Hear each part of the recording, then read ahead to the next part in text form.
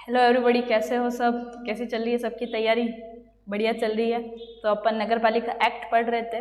बिना time waste करें, जैसे सबको पता ही है, सब्सक्राइब तो करना ही है, सबको शेयर करना ही है और सिलेबस में पूरा कराऊंगी। तो अपन धारा 6 पढ़ रहे थे। कौन सी धारा पढ़ रहे थे? धारा 6 पढ़ रहे थे। 5 अपने पढ़ ली पूरी, आज धारा 6 की बारी है। तो हम 6 में ये पढ़ रहे थे, नगर पालिका की संरचना। नगर पालिका की संरचना पढ़ रहे थे। देखो, संरचना का मतलब है कि यहाँ पे किस किस प्रकार से चुनाव होंगे, कौन कौन प्रतिनिधि होंगे और किन किन को आरक्षण दिए जाएंगे, ये अपन इसमें पढ़ेंगे। तो सबसे पहले तो इसकी उपधारा 1 है, तो उपधारा 1 में क्या क्या बात दे रखी है वो पढ़ेंगे अपन। तो उपधारा 1 में अपने क्या क्या दे रखा है? तो उपधारा 1 में दे रखा है कि किसी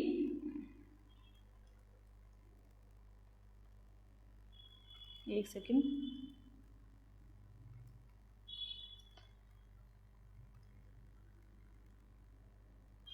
किसी नगर पालिका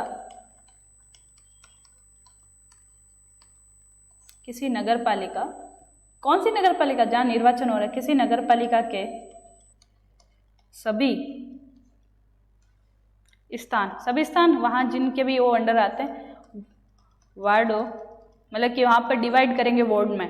तो वार्ड, और कितने वार्ड होने चाहिए? कम से कम 13 तो होने चाहिए, 13 से कम नहीं। ज्यादा से ज्यादा कौन तय करेगा? राज्य सरकार करेगी, जनसंख्या के आधार पर। आगे लिखेंगे, वार्ड से प्रत्यक्ष निर्वाचन कैसा होगा? प्रत्यक्ष निर्वाचन होगा। निर्वाचन कैसा होगा? प्रत्यक्ष निर्वाचन होगा। तो प्रत्यक्ष निर्वाचन द्वारा चुने जाएंगे।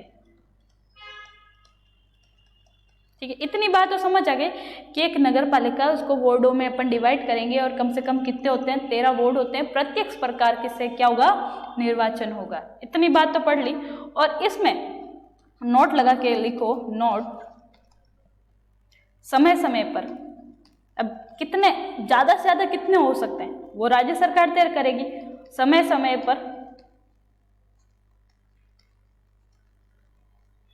राज्य सरकार द्वारा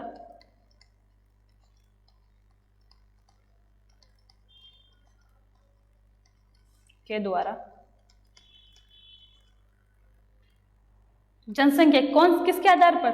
जनसंख्या के आधार पर। वेरी इंपॉर्टेंट बात है कि किसके आधार पर होता है? जनसंख्या के आधार पर।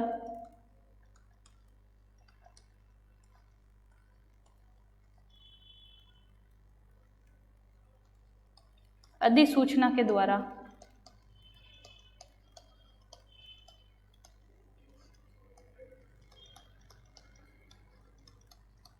वार्डों की संख्या तय की जाए।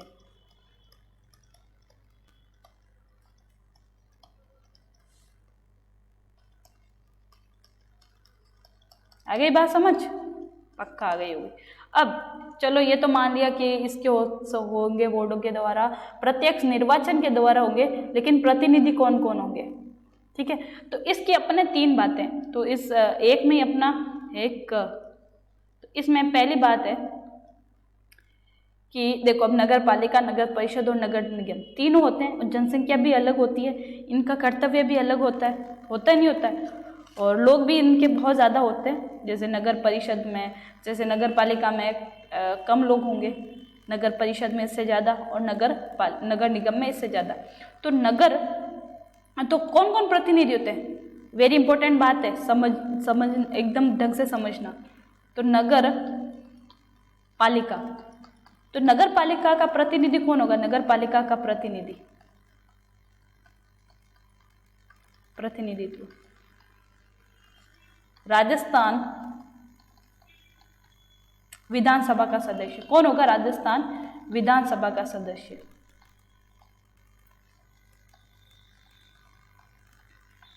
पहली बात तो ये।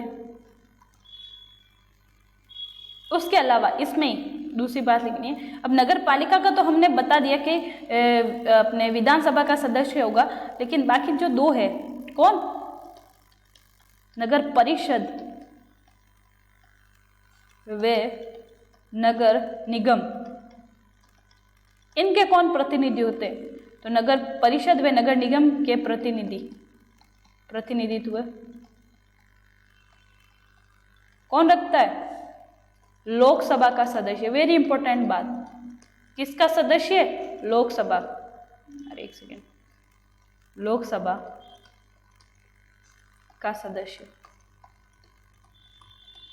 आ गई बात समझ? अब इनको क्या ना थोड़ा बहुत पावर दे रखा है, इतनी बड़ी पार्टी है तो पावर तो देंगे।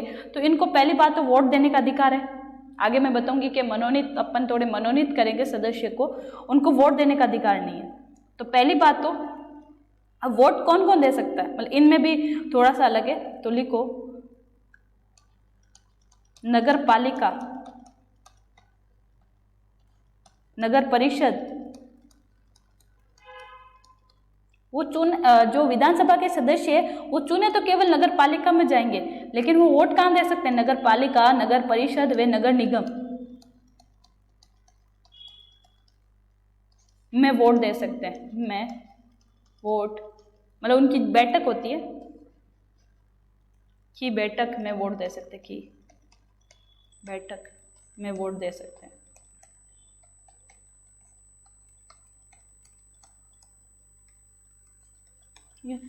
उसके अलावा जो अपने वो होते हैं ना, अपने लोकसभा के सदस्य, वो किन को वोट दे सकते हैं? तो लिखो नगर परिषद, वो केवल उन्हीं को देंगे, नगर पालिका में नहीं आएंगे।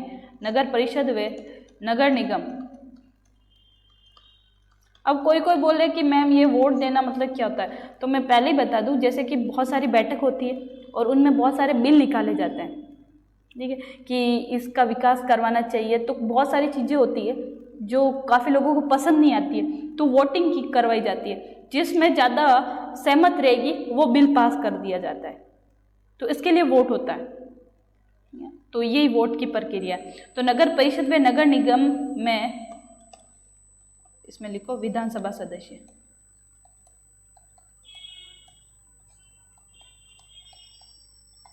में लोकसभा सदस्य वोट दे सकते हैं, वोट देंगे। आ गई बात समझ? और इनमें क्या ना कि बाकी योग्यता के बारे में, जितने भी योग्यता होती है इस अधिनियम के तहत, वो इनको माननी अनिवार्य नहीं है। वो क्या नहीं, इनको मानने अनिवार्य नहीं है। तो लिखो ये दोनों कौन? विधान सभा के सदस्य और लोकसभा के सदस्य, ये दोनों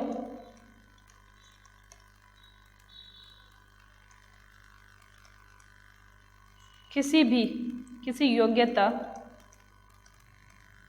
व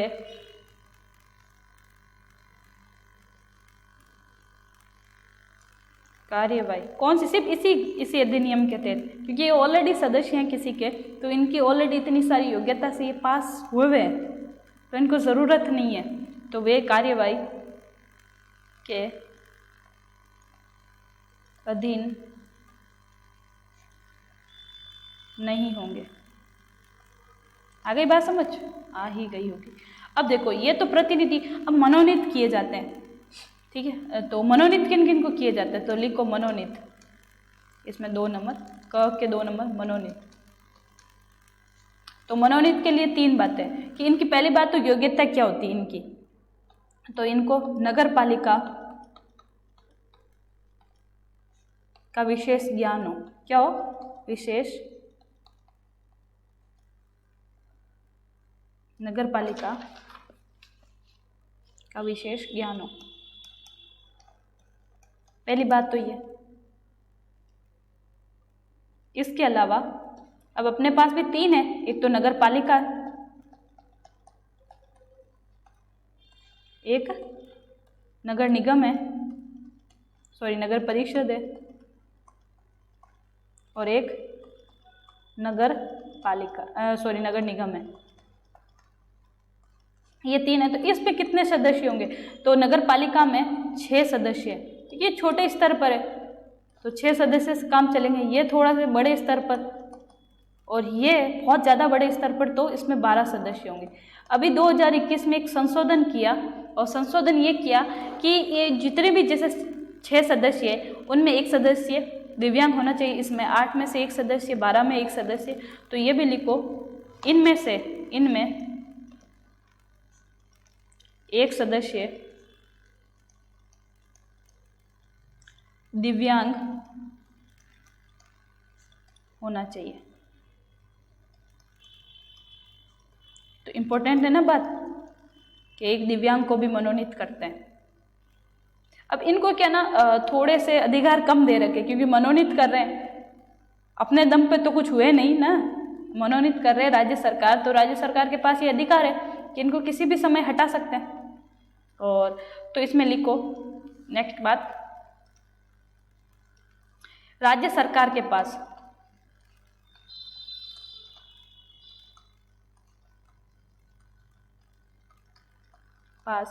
ये अधिकार है कि मतलब इनका कोई भी कार्यकाल निश्चित नहीं है, अधिकार है कि इन्हें किसी भी समय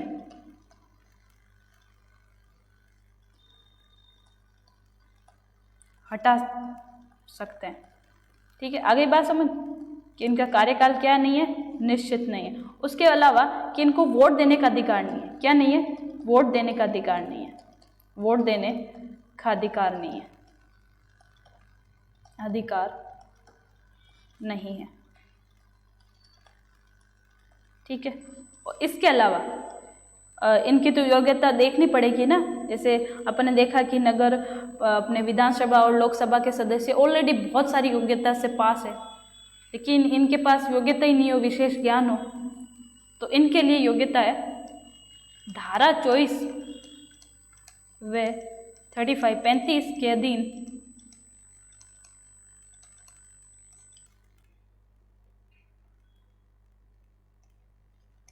योग्यता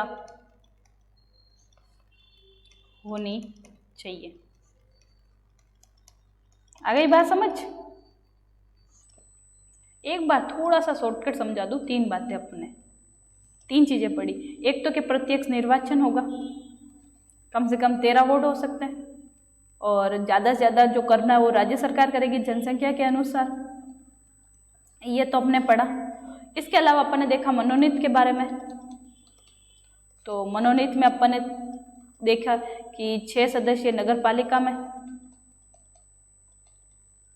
और 8 सदस्य कहाँ पर, नगर परिषद में, और 12 सदस्य, अब मैं थोड़ा रिवाइज करवा रही हूँ, ठीक है, 12 सदस्य नगर निगम में।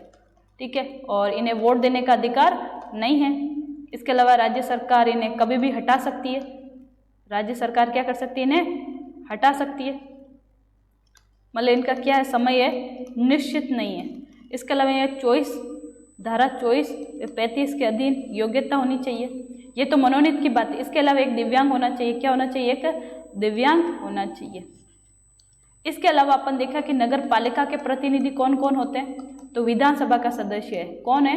विधानसभा के सदस्य। इन्हें वोट देने का अधिकार है, और ये बाकी कोई योग्यता के अधीन नहीं आते। वोट कहाँ दे सकते हो? तीनों में दे सकते हैं। नगर पालिका में दे सकते हैं, नगर परिषद में दे सकता है, और नगर निगम में दे सकता है। ठीक है, उसके अलावा अपन ने देखा कि नगर परिषद व नगर निगम का प्रतिनिधि कौन रखता है? नगर निगम। तो इनमें देखा कि लोकसभा का सदस्य है। कौन है? लोकसभा का सदस्य। इनको वोट देने का अधिकार है, और वोट ये 2 जगह ही दे सकते, एक तो नगर परिषद में और एक नगर निगम में। इतनी बातें हमने अभी तक पढ़ी। कोई डाउट? आई थिंक बिल्कुल भी डाउट नहीं है अब तो। चलो अब आगे पढ़ते हैं। अब ये तो बातें हो गई कि कौन कौन प्रतिनिधि है, क्या क्या क्या योग्यता रखता है, ये हमने सारी चीज़ें देख ली। लेकिन इसमें क्या ना, जैसे राज्य सरकार समय समय पर जनसंख्या के अनुसार डिवाइड करती रहती है कि इस जनसंख्या में, इस क्षेत्र में इतने वार्ड होने चाहिए। तो वो भी बात लिख ही लेते हैं, पूछ लेता है एग्जामिनर। तो लिखो, अब लिखने वाली बात है केवल। नगर पालिका की स्थापना, कि जैसे स्थापना का मतलब कि जैसे 5 साल है, 5 साल का कार्यकाल होता है, धारा 7 में बताऊंगी, 5 साल का कार्यकाल होती है, उसके बाद में नगर पालिका वापस चुनाव होते हैं, उसको अपन नवगठित कहते हैं। तो जिस समय चुनाव होता है उसे अपन कहते हैं स्थापना। तो नगर पालिका की स्थापना के पश्चात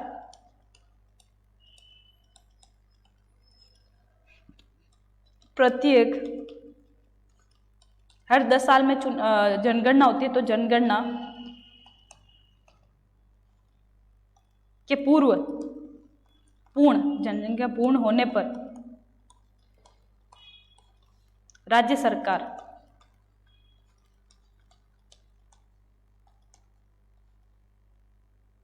राजपत्र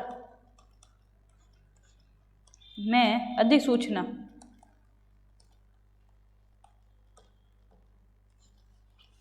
द्वारा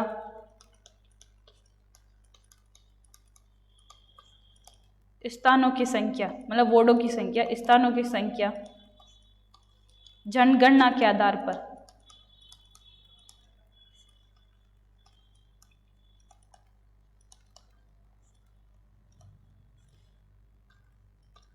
अवधारित करेगी, मतलब बांटेगी। क्या करेगी? अवधारित करेगी। बात यह है कि जनगणना होती है और जनगणना के बाद जो नगरपालिका स्थापना होगी उससे पहले वो देखेगी कि इस क्षेत्र में इतनी जनगणना है तो इन क्षेत्र को इतने भागों में बांटना चाहिए, इस वार्ड में इतने होने चाहिए, इसमें इतने, इसमें इतने, इतने इतने, ऐसे। तो वो जनगणना के आधार पर कौन बांटेगा? राज्य सरकार बांटेगी। किसके तहत? राजपत्र में अधिसूचना निकालकर। लेकिन क्या होता है ना, कभी कभी जनगणना बीच में ही हो जाती है।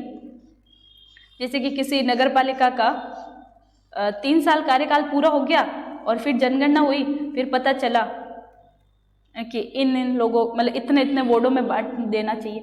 तो क्या, मुझको एक बात बताओ, तो 2 साल अभी तक कार्यकाल बचा है, तो क्या उसको बीच में बांटेंगे क्या कि हाँ इतने इतने वार्डों में होना चाहिए? नहीं ना। जब ये 2 साल कार्यकाल पूरा करके 5 साल अपना कार्यकाल पूरा करेगी, फिर जब नई वाली चुनाव हो गए, नए अपने नगर पालिका के चुनाव होंगे, उसमें ये नए वार्ड होंगे नहीं होंगे? ऑफकोर्स होंगे। तो ये लिखो, परंतु, अभी समझ आ जाएगा लिखूंगी तो, परंतु नगर पालिका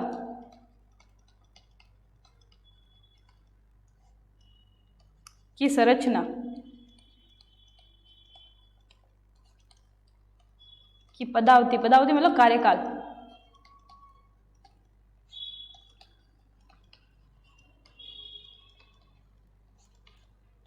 समाप्त होने पर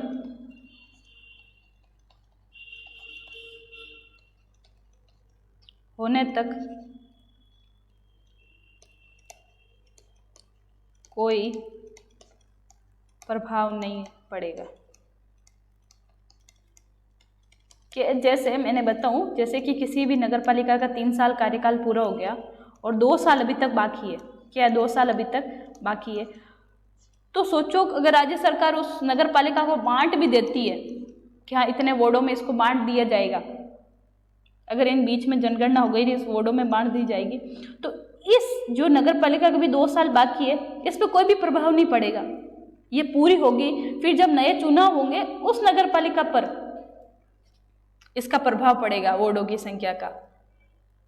आई समझ?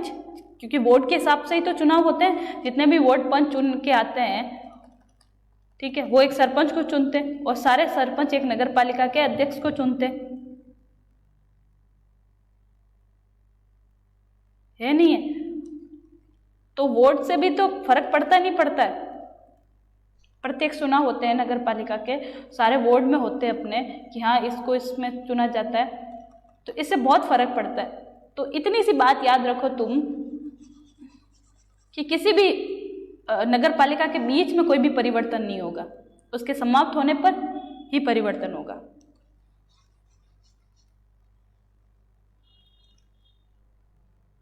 आगे बात है, अब अपन धारा 1 पढ़ ली अपने, मतलब धारा 6 की अपन ने 1 पढ़ ली। अब पढ़ते हैं 2 नंबर बात। अब आरक्षण की बात पढ़ेंगे। इतनी बार तो अपन ने पढ़ ली कि इनकी संरचना किस प्रकार की होगी, प्रतिनिधि कौन होंगे, लेकिन आरक्षण भी तो दिए जाते हैं इनमें। तो किन किन को क्या क्या आरक्षण दिए जाएंगे, किस सीमा तक आरक्षण दिए जाएंगे, वो पढ़ते हैं।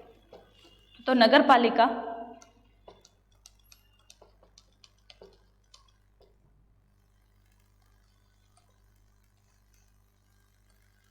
की स्थानों की कुल संख्या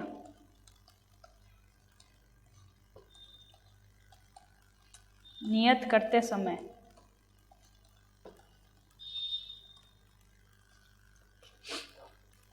राज्य सरकार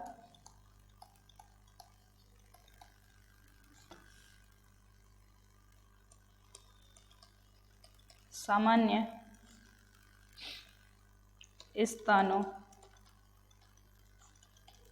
की ओर और महिलाओं,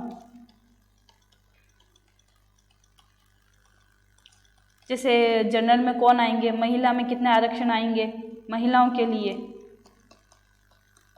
तथा SC ST OBC के लिए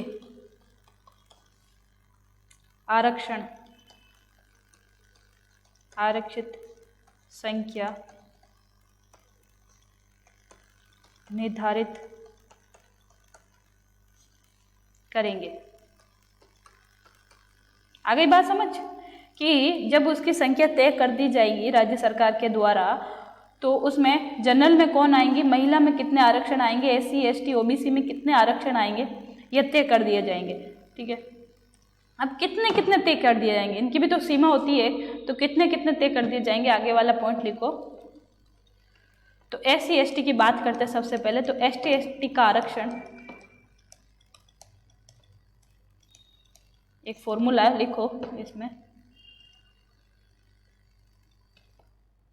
कुल जनसंख्या कि उस क्षेत्र की कुल जनसंख्या बटा SC ST की कुल जनसंख्या।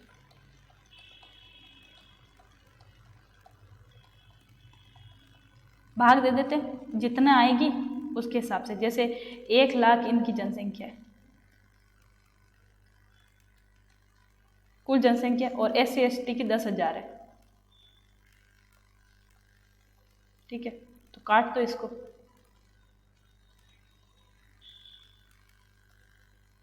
तो कितनी 10%। 10% किसकी होगी, SC ST की। कुछ इस प्रकार से ST ST की जनसंख्या, अर्थात पूछ सकते हैं कि इनकी जनसंख्या किस हिसाब से होगी, तो अनुपात के हिसाब से। किसके अनुपात से, अनुपात के हिसाब से। अनुपात में आरक्षित रखा जाएगा कि कुल जनसंख्या है और इनकी जनसंख्या को भाग दो और कितने बचे वो। अब ये तो हो गया, चलो SC ST। अब OBC की बात करें तो OBC के लिए आरक्षण कुल जनसंख्या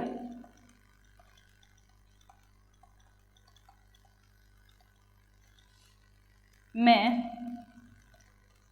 SC ST को 50% से कम पड़ता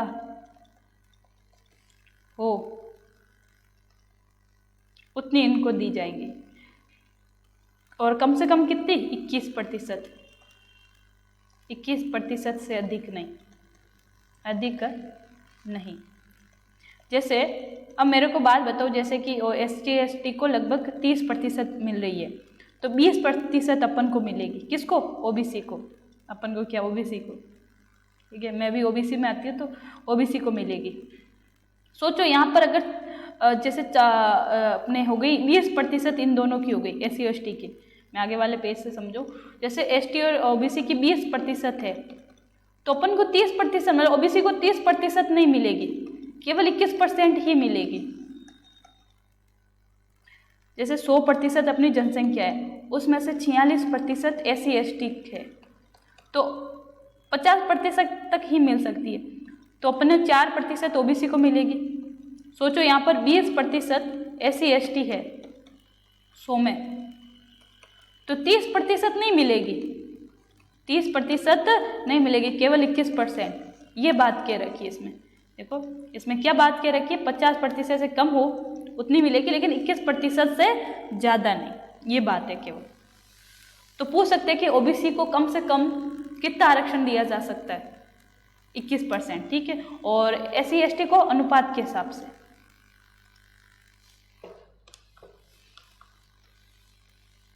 उसके बाद में आगे अब महिलाओं की बातें, किसकी बातें, अब महिलाओं की बातें तो लिखो एससी एसटी ओबीसी का कुल आरक्षण, ये जितना भी इनका आरक्षण हो, कुल आरक्षित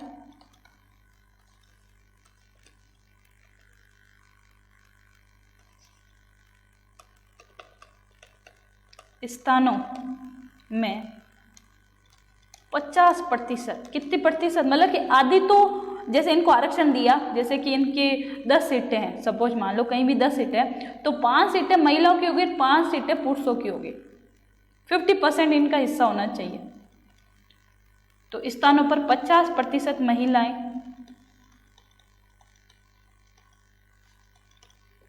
का आरक्षण होगा।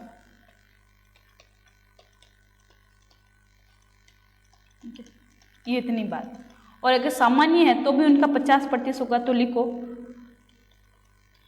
ये भी लिख ही लो, कुल संख्या में भी 50% महिलाओं का आरक्षण होगा। बात यह है कि जैसे कहीं भी 1 लाख जनसंख्या है और अनुपात निकाला, जैसे कि वहाँ पर 100 सीटें हैं, मतलब 100 तो क्या, जैसे उस नगर पालिका में जैसे कि 4 सीटें हैं, तो 4 में से 2 तो पुरुषों की रहेगी, 2 महिलाओं की रहेगी। ये आरक्षण की बात है। आगे समझ आ ही गया होगा कि 50% महिलाओं का। यही क्वेश्चन पूछे जाएंगे कि एससी एसटी के किस प्रकार से होता है, अनुपात के हिसाब से। ओबीसी को कितने दिए जाएंगे, 21%, और महिलाओं को 50%। ये बात, बस, इससे ज़्यादा कुछ नहीं है।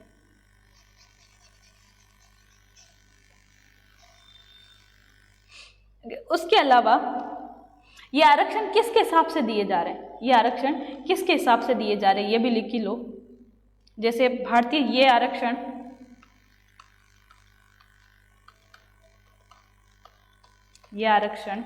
भारतीय संविधान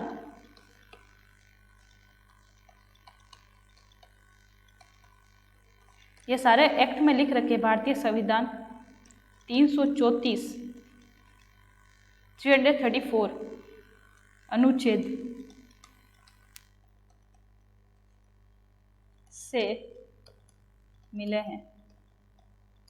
ये सारी बातें वहाँ लिख रखी है ऑलरेडी कि इतने नगर पालिका में, मतलब हर चीज़ में 50% महिलाओं को आरक्षण होगा, ओबीसी को 21% होगा, और एससी एसटी को अनुपात के हिसाब से अनुच्छेद से मिले, तथा तब तक, मतलब कब तक ये बने रहेंगे, तब तक बने रहेंगे जब तक अनुच्छेद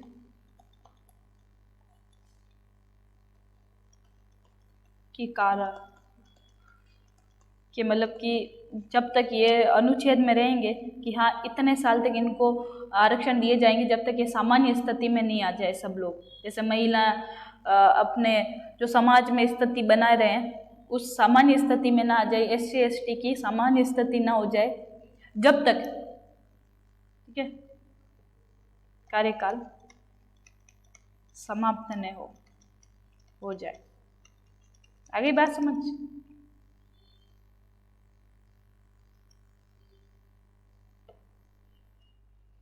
अब देखो, जितने भी आरक्षण वाले क्षेत्र है और ये जितने भी बिना आरक्षण सामान्य क्षेत्र है, इन सब का अब प्रत्यक्ष निर्वाचन होगा। कैसे होगा, प्रत्यक्ष निर्वाचन होगा और विधि के अनुसार होगा। ये भी बात लिख ही लो, क्या ना कहीं भी कैसे भी क्वेश्चन आ सकते हैं, नगर ऑलरेडी इसमें लिख रखी है बातें तुम्हारे धारा 6 में। तो नगर पालिका के लिए नियत बांटे गए, नियत किए गए सामान्य तथा आरक्षित सभी स्थानों, सभी स्थान, ये जितने भी सभी स्थान हैं, सभी स्थान नगर पालिका द्वारा भरे जाएंगे। सभी स्थान नगर पालिका क्षेत्र के वार्डों में से प्रत्यक्ष निर्वाचन द्वारा भरे जाएंगे।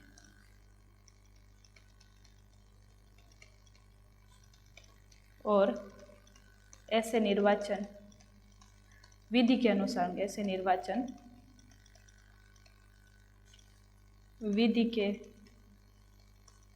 विधि से कराएंगे कि हाँ 18 साल के बाद, और इनके मतदान सूची में इनका नाम वगैरह, इसको क्या कहेंगे, विधि के अनुसार। ये बातें अपने धारा 6 में है। एक बार रिवाइज करवा दूँ आपको, तो धारा 6 में ये बात है कि पहला तो 13 कम से कम वोट होने चाहिए, और ज़्यादा से ज़्यादा राज्य सरकार इसको तय करेगी। कौन करेगी? राज्य सरकार तय करेगी। और राज्य सरकार किसके आधार पर? जनसंख्या के आधार पर। रिवाइज करवा रही हूँ तो ऐसी राइटिंग है। और प्रत्यक्ष निर्वाचन के अनुसार, ठीक है। इसके अलावा अपने पढ़ा 3 बातें। मनोनीत की बात करें 6 नगर पालिका में, 8 नगर परिषद में, और 12 नगर निगम में। और एक क्या होगा? दिव्यांग होगा। वोट देने का कोई अधिकार नहीं है इनको। 24 और 35 के अनुसार इनकी योग्यता होनी चाहिए, और इनका समय भी क्या नहीं है? तय नहीं है। समय भी तय नहीं है। राज्य सरकार इनको कभी भी हटा सकती है। इसके अलावा नगर पालिका की बात करें तो विधानसभा का सदस्य होगा। कौन होगा? विधानसभा का सदस्य होगा। वोट देने का अधिकार है। इसके अलावा नगर परिषद और नगर निगम में किसका होगा? लोकसभा का सदस्य होगा। इसको भी वोट देने का अधिकार है।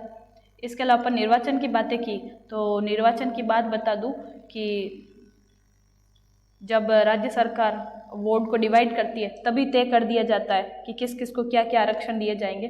तो SC ST को तो अनुपात के अनुसार, किसके अनुसार? अनुपात के अनुसार। OBC को 21% और महिलाओं को 50%। ये बातें। उसके अलावा इनको किसके तहत आरक्षण दिए जाएंगे? अनुच्छेद 334 के तहत, और इनका फिर निर्वाचन होगा। ये बातें हमने अभी तक पढ़ी धारा 6 में। अब धारा 7 भी पढ़ ही लेते हैं। धारा 7, अब धारा 7 में हमने देख लिया कि निर्वाचन करवा दिया हमने। क्या करवा लिया? निर्वाचन करा लिया। अब बताओ भाई इनका कार्यकाल कितना होगा? क्या कार्यकाल होगा? तो नेक्स्ट धारा यही है, इनकी पदावधि, यह कार्यकाल। कोष्टक लिख दो कार्यकाल। ये कितने साल तक बने रहेंगे? सामान्य तौर पर तो ये 5 साल बने रहेंगे। तो इसकी 2 कंडीशन है। क्या कंडीशन है? 2 लिखो। ऐसे ही लिखना जैसे मैं लिख रही हूँ। प्रत्येक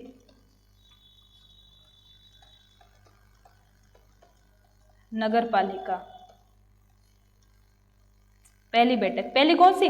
जैसे ये चुनाव कंप्लीट करेंगे अपने, जैसे सोचो जैसे चुनाव कंप्लीट हुए आज की तारीख, जैसे 10 नवंबर को चुनाव कंप्लीट हुए और 11 नवंबर को इन्होंने शपथ ली, पहली बैठक की, तो इस तारीख से 2022 से अगले 5 साल तक, कितने साल तक? अगले 5 साल तक बने रहेंगे। तो पहली बैठक की तारीख से 5 साल, कितने तक? 5 वर्ष तक बनी रहेगी। ये बात पहली तो। और सोचो बीच में ही विघटन हो जाए इसका, किसी कारणवश विघटन हो जाए तो फिर क्या होगा? तो लिखो, अगर अगर पहले ही विघटन हो जाए, मतलब भंग हो जाए, विघटन हो जाए, हो गई हो तो, जैसे कि सोचो अपने 3 साल का कार्यकाल पूरा कर लिया उन्होंने और 2 साल का कार्यकाल बचा है और नई चुनाव कराने पड़े, तो केवल 2 साल तक ही वो नए वाले बैठे रहेंगे, उनको 5 साल नहीं मिलेगा वापस, उनको केवल 2 साल ही मिलेगा। कुल मिला के अपन को 5 साल कंप्लीट करना, ये कितने भी बार विघटन हो वो शेष कार्यकाल तक ही बचे रहेंगे। जैसे सोचो अपने 4 साल कंप्लीट हो गए, 1 साल अभी बाकी है, तो केवल 1 साल तक ही नया चुनाव बना रहेगा, फिर वापस वो 5 साल के बाद ये इन दोनों को गिन के ऐसे 5 साल हो जाएंगे। इस प्रकार हो गई हो तो कोई नगर पालिका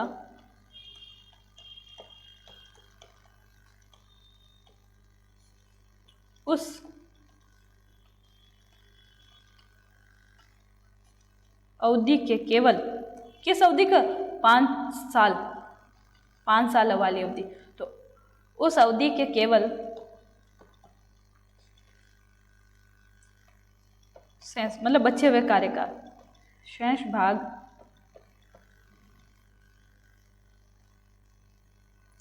के लिए ही बनी रहेगी। बात यह है कि नॉर्मल तो कार्यकाल पहले बैठक, कौन सी बैठक, प्रथम बैठक, अभी बताऊंगी प्रथम बैठक किससे कहता है। तो प्रथम बैठक मैंने बता दिया, जैसे अपन कहते हैं ना कि शपथ लेते हैं अपन, फिर अपनी उसी दिन पहली बैठक गिनी जाती है। जैसे आज है 10 नवंबर है, तो 10 नवंबर को पहली बैठक है 2022, उसके जस्ट 5 साल, उस तारीख से 5 साल तक, नॉर्मल तो 5 साल तक बनी रहेगी, लेकिन सोचो बीच में 3 साल कार्यकाल हुआ और विघटन हो गई, तो पीछे अपने 2 साल बचे, तो इस 2 साल तक ही अपना नगर पालिका गठन हो गई। इन 2 और 5 कितने होते हैं, सॉरी 3 और 2 कितने होते हैं, 5, तो इनको गिना गया। ये केवल शेष कार्यकाल तक, केवल क्या, शेष कार्यकाल तक। आ गई बात समझ कि नॉर्मल तो 5 साल का कार्यकाल होगा, अगर सोचो बीच में विघटन हो जाए तो बचे हुए कार्यकाल तक ही नगर पालिका रहेगी, फिर वापस चुनाव होगा। ये बात आ ही गई होगी। तो ये अपना आज का सेशन रहा, फालतू की बातें अपने की नहीं, पॉइंट टू पॉइंट। तो सब्सक्राइब कर ही देना अब, और जितने लोगों को शेयर कर सकते हो करना, और कोई भी डाउट हो कमेंट सेक्शन में बताना। ठीक है, thank you, all the best.